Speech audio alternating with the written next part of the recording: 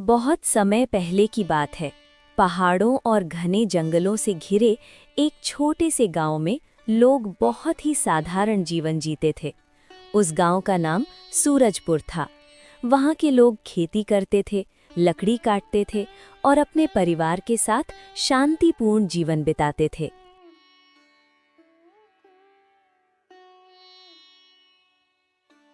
उसी गांव में अर्जुन नाम का एक गरीब लेकिन बहुत ही ईमानदार लड़का रहता था। अर्जुन के पास ज्यादा धन नहीं था, लेकिन उसका दिल बहुत बड़ा था। वो हमेशा दूसरों की मदद करता था और कभी किसी के साथ बुरा व्यवहार नहीं करता था।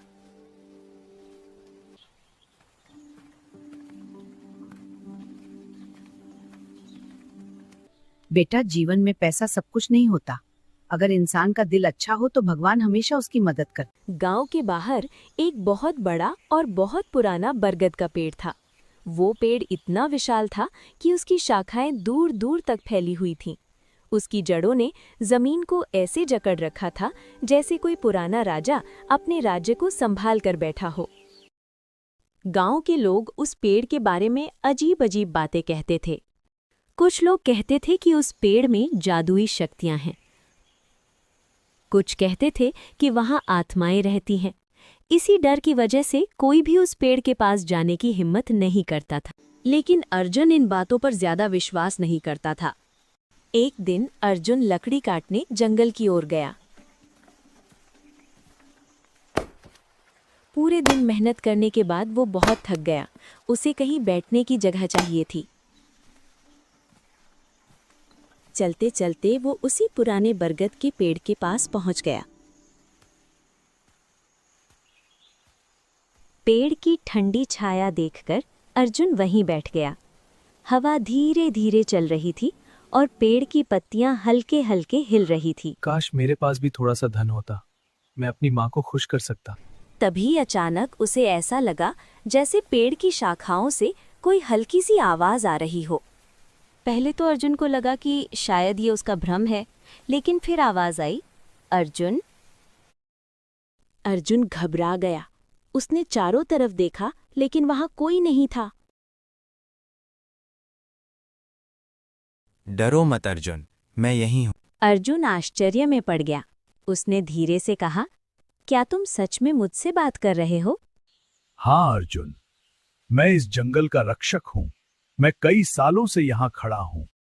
कई सालों से यहाँ खड़ा हूँ और मैंने बहुत से लोगों को देखा है, लेकिन तुम जैसे सच्चे और दयालु इंसान बहुत कम होते हैं। अर्जुन को ये सुनकर बहुत खुशी हुई। उस दिन से अर्जुन रोज उस पेड़ के पास आने लगा। वो पेड़ से बातें करता, अपने दुख सुख बताता और पेड़ उसकी बातें ध्यान से सुनता। कुछ दिनों बाद पेड़ ने अर्जुन से कहा, अर्जुन, अगर तुम्हें कभी मदद की जरूरत हो तो मेरी जड़ों के पास थोड़ी सी मिट्टी खोदना। अर्जुन ने सिर हिलाकर कहा। अगले दिन अर्जुन ने पेड़ की जड़ों के पास मिट्टी खोदी।